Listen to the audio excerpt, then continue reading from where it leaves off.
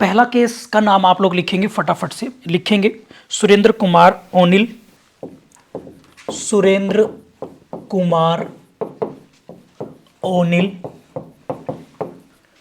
Versus union of India, Surendra Kumar O'Neill versus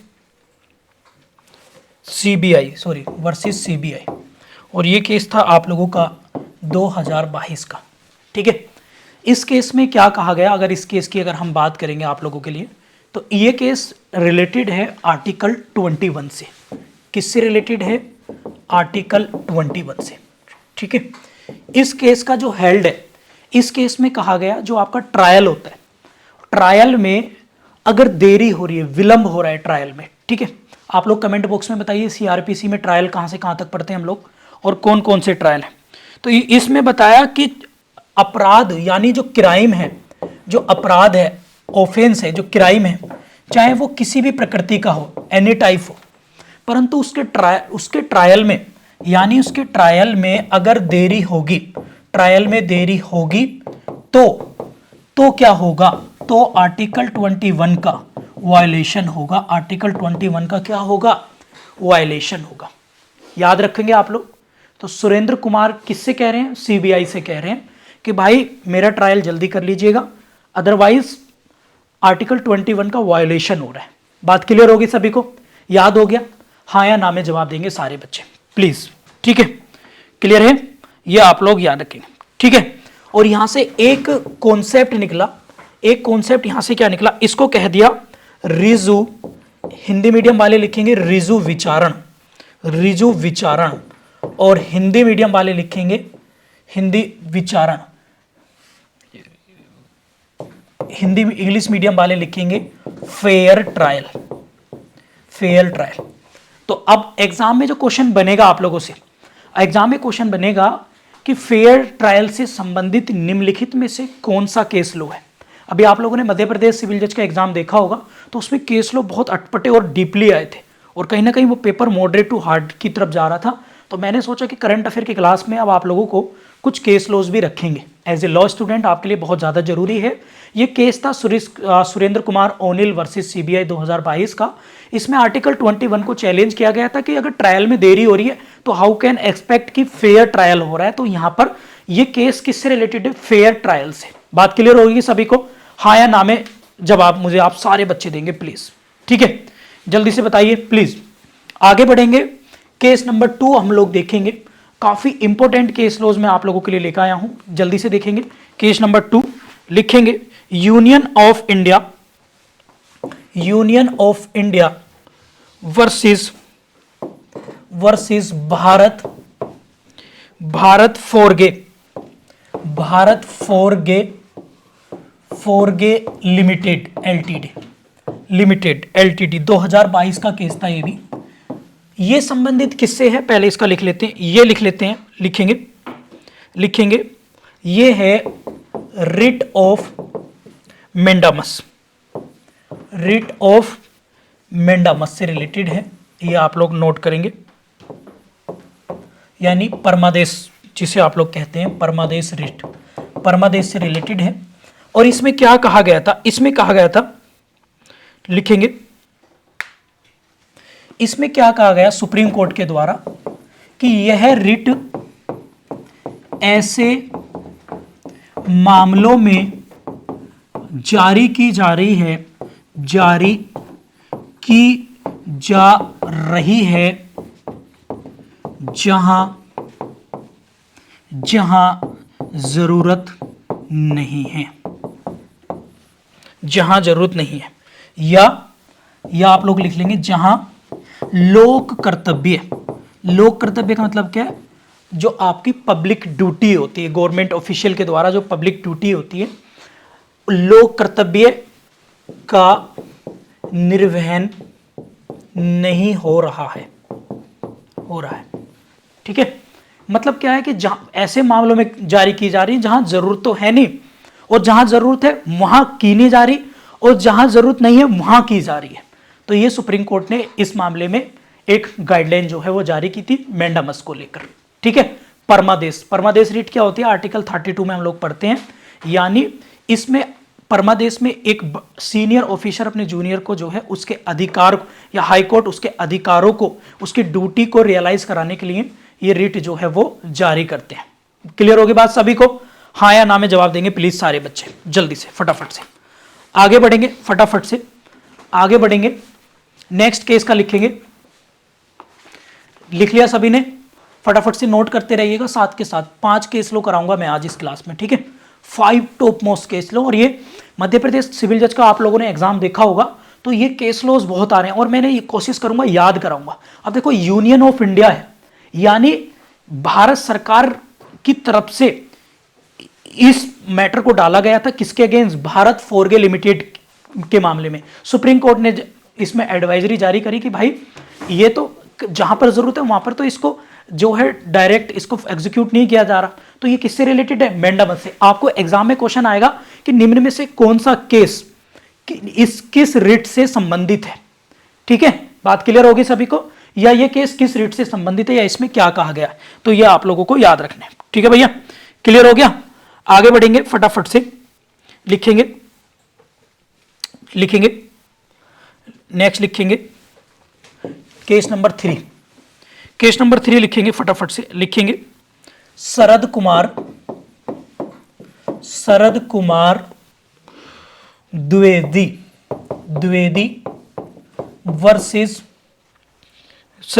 Dwivedi versus UP, state of UP. ये देखेंगे हम लोग, और ये इलाहाबाद हाई कोर्ट का है, 2022 इलाहाबाद हाई कोर्ट, ठीक है? ये किससे रिलेटेड है ये लिखेंगे हम लोग। ये रिलेटेड है PIL की फुल फॉर्म क्या होती है? पब्लिक इंटरेस्ट लिटिगेशन, ठीक है? यानी ये लोकहित वाद है। अब इस वाद में क्या कहा गया? पहली बात तो आपको क्या याद रखना है कि ये शरद कुमार द्विवेदी जी का जो वाद है वो किससे रिलेटेड है? PIL से। पहला क्वेश्चन तो आपको ये बनेगा, ठीक है भाई? क्लियर होगी बात? पहला क्वेश्चन क्या है? ये बनेगा, ठीक है? लिखेंगे इसमें क्या कह दिया? इसमें ये कह दिया कि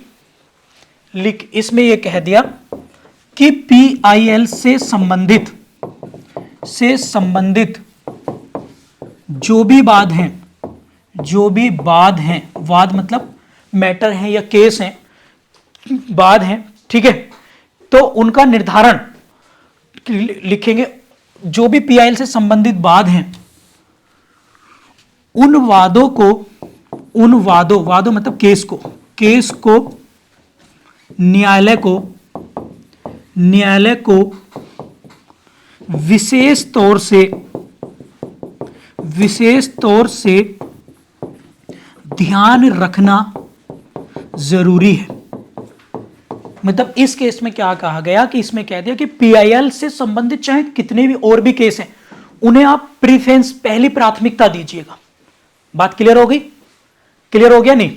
कि ऐसे मामलों को शरद कुमार द्विवेदी जी की एप्रिशिएट करते हुए कोर्ट ने कहा कि ऐसे मामले को न्यायालय को, चाहे न्यायालय कोई सा भी हो, और हालांकि PIL आपकी हाई कोर्ट या फिर सुप्रीम कोर्ट में जाएगी, तो उसमें कहा गया कि ऐसे मामलों को प्रीफरेंस देना जरूरी है, प्राथमिकता देना जरूरी है, उन्हें अवॉइड नहीं कर सकते। बात क्लियर होगी सभी को? हाँ या ना में जवाब देंगे सारे बच्चे। और साथ में कोर्ट ने यह भी कहा कि PIL से रिलेटेड जो भी केस है उसके हर एक पैरामीटर्स, हर एक पहलू की अच्छे से जांच पड़ताल करनी भी बहुत ज्यादा जरूरी है। हालांकि ऑब्जेक्टिव ऐसे नहीं बनेगा, ऑब्जेक्टिव बस सीधा बनेगा कि ये केस जो है वो किससे रिलेटेड है। ये आप लोग याद रखेंगे, वेरी वेरी इंपॉर्टेंट है एग्जाम के पॉइंट ऑफ व्यू से। और आर्टिकल, कौन सा आर्टिकल हो गया? आर्टिकल अगर हम बात करेंगे तो 226। कौन सा आर्टिकल से है ये? 226 से। क्लियर होगी भैया? चलिए आगे देखेंगे, एग्जाम के पॉइंट ऑफ व्यू से काफी इंपॉर्टेंट है। और वो है क्या? अगर हम बात करेंगे, अगला केस लो अगर हम देखेंगे, नेक्स्ट केस नंबर 4 हम लोग देखेंगे। केस नंबर 4 क्या है? लिखेंगे जिगर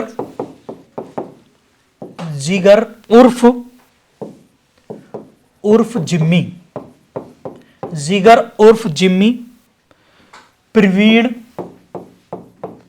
प्रवीण चंद्र अताड़िया अड़तिया अड़तिया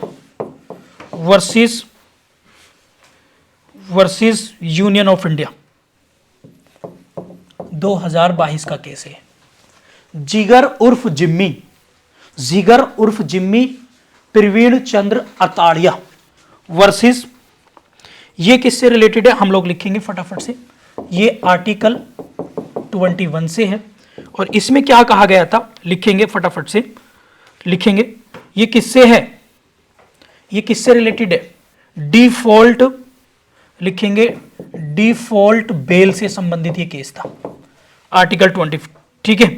लिखेंगे इसमें लिखा गया था कि फंडामेंटल राइट्स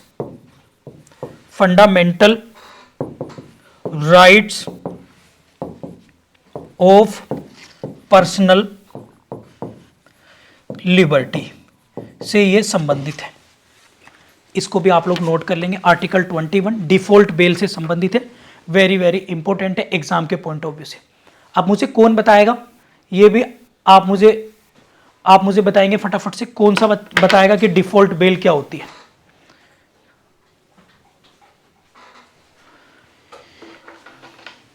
इसमें ये कह दिया था, इस केस में क्या कहा सुप्रीम कोर्ट ने कहा कि डिफॉल्ट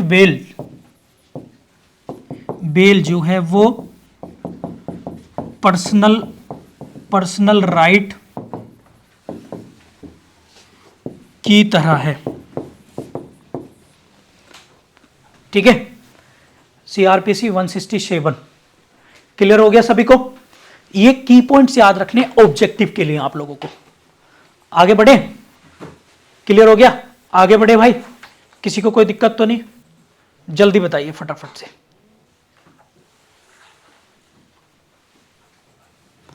लिखेंगे नेक्स्ट, लिखेंगे नेक्स्ट केस है अनुराग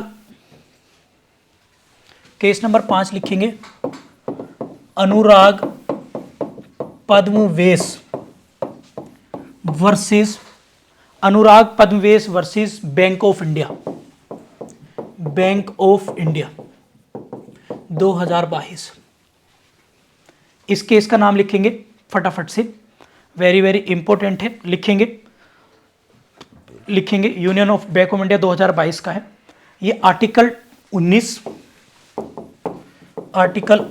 और आर्टिकल 21 से संबंधित है, और आर्टिकल 19 और 21 से संबंधित है, और इसमें बात आई थी राइट टू ट्रैवल यानी भ्रमण करने का अधिकार। किससे संबंधित है, भ्रमण करने का अधिकार, ठीक है। जो अनुराग जी थे, छुट्टी मिली इन्हें बैंक से, अब बैंक से छुट्टी मिली तो विदेश से बाहर चले गए घूमने, तो विदेश से बाहर चले गए और ऐसी कोई गाइडलाइन थी नहीं कि बैंक इन्हें मना कर दे बाहर घूमने के लिए। तो बाद में जब ये लौट के आए हिंदुस्तान से, तो बैंक ने इन्हें ऑब्जेक्शन एराइज किया, तो केस मतलब क्लेम करा छुट्टी का जो टीए होता है, तो इन्हें टीए नहीं दिया गया कि भारत से बाहर नहीं जा सकते, ठीक है। तो आर्टिकल 19 और 21 इन्हें राइट देता है कि कोई व्यक्ति भारत से बाहर जाना चाहे तो जा सकता है, और भारत से वापस भी लौटना उसकी दोनों मर्जी क्या होगी, उसका पर्सनल इंडिपेंडेंट होगी, यानी उसकी व्यक्तिगत स्वतंत्रता का अधिकार है। राइट टू पर्सनल लिबर्टी के अंतर्गत आएगा। यदि कोई व्यक्ति को छुट्टी मिली है बैंक से, तो वो अब उसकी मर्जी है, या तो वो भारत में घूमे या भारत के बाहर जाए, वो उसकी मर्जी है। तो आर्टिकल 21 और आर्टिकल 19 को चैलेंज किया सुप्रीम कोर्ट ने कह दिया कि भैया कोई भी छुट्टी दे दी आपने, तो आप वो छुट्टी को अपने कैसे एंजॉय करें, आपको क्या मतलब, उसका क्लेम दीजिएगा आप, जो उसका छुट्टी पर आप क्लेम करते हो सबको, तो भारत के बाहर गया तो जाने दीजिए, उससे कोई दिक्कत थोड़ी है भाई। आर्टिकल 19 और 21 उसे ये छूट देता है कि कोई व्यक्ति, आपके यहाँ ऐसी कोई पॉलिसी थी नहीं कि कोई व्यक्ति बाहर जा सके। अगर पॉलिसी थी जब आपने ज्वाइन किया था, तब तो हम उसको ग्राउंड मानते। कोई ऐसी पॉलिसी है ही नहीं कि हमारी ऑर्गेनाइजेशन, हमारी संस्था में अगर कोई व्यक्ति है और वो विदेश जाएगा तो हमें इन्फॉर्म करेगा, ऐसा कुछ था ही नहीं आपकी बैंक में। तो यहाँ पर सुप्रीम कोर्ट ने इसको प्रिविलेज देते हुए राइट टू ट्रैवल का अधिकार दिया, और उन्हें जो कंपनसेशन था, जो मुआवजा मिलना था किराया वगैरह फ्लाइट टिकट का, वो दिया। तो यहाँ पर लिखेंगे भारत से बाहर जाना और भारत से बाहर आना, दोनों क्या होंगे? Right to personal liberty, right to personal liberty. ठीक है भैया, 5 केस कंप्लीट हो गए, याद हो गए? बताइए जल्दी से, एक बार देख लेते हैं, दोबारा रिवाइज कर लेते हैं हम लोग।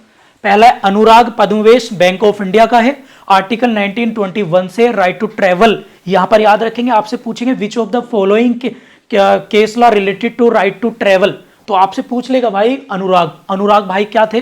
बैंक में नौकरी कर रहे हैं, बाहर चले गए घूमने, सरकार से, बैंक से फिर अपना मांग रहे हैं किराया विराया, बैंक ने मना कर दिया, बाद में केस डाल दिया, बैंक यहां पर हार गया था। बात क्लियर होगी सभी को, याद हो गया? इसके बाद है केस नंबर नेक्स्ट है आपका जिगर साहब का। जिगर फूफ जिम्मी थे, अड़ातिया थे, आर्टिकल 21 का डिफॉल्ट बेल से संबंधित है, ऐसे करके याद कर लेना। फंडामेंटल राइट्स तो पर्सनल लिबर्टी से रिलेटेड है, और ये भी डिफॉल्ट बेल जो है पर्सनल लिबर्टीज की तरह जो है यूज की गई, आर्टिकल 21 से रिलेटेड है, ये भी आप लोग याद रखेंगे। इसके बाद है नेक्स्ट केस है आपका Sharad Kumar Dwivedi, state of UP का। ये PIL पब्लिक इंटरेस्ट लिटिगेशन से संबंधित है। हाई कोर्ट ने कह दिया कि भाई PIL जितने भी आएंगे उनको प्राथमिकता दीजिए और उनके सभी पहलुओं पर अच्छे से बारीकी से जांच कीजिए, उन्हें इग्नोर मत कीजिएगा। इसके बाद है union of India versus Bharat Forge limited 2022 का। ये जो है रिट ऑफ मैंडेटस परमादेश से रिलेटेड है। सुप्रीम कोर्ट ने कह दिया ये रिट ऐसे मामलों में जारी की जा रही है जहां जिसकी जरूरत नहीं है, और जहां जरूरत है वहां पे इसको लागू नहीं किया जा रहा, तो लोक कर्तव्यों के निर्वहन में ये नहीं की जा रही है, तो इसके मामले में गाइडलाइन जारी करी थी। इसके बाद है Surendra Kumar O'Neill versus CBI का, आर्टिकल 21 से, कि उन्होंने कह दिया जहां अपराध चाहे कहीं भी हो, किसी भी प्रकार का हो, एनी काइंड ऑफ क्राइम्स, लेकिन उसके ट्रायल में देरी होगी तो इसमें रिजू विचार यानी फेयर ट्रायल की गुंजाइश कम हो जाएगी, और ऐसे में आर्टिकल 21 का वायलेशन होगा। तो ये 5 केस लो हम लोगों ने देखे, और मुझे उम्मीद है कि मैं इस तरह से आपको बीच बीच में केस लो लाता रहूंगा। Thank you.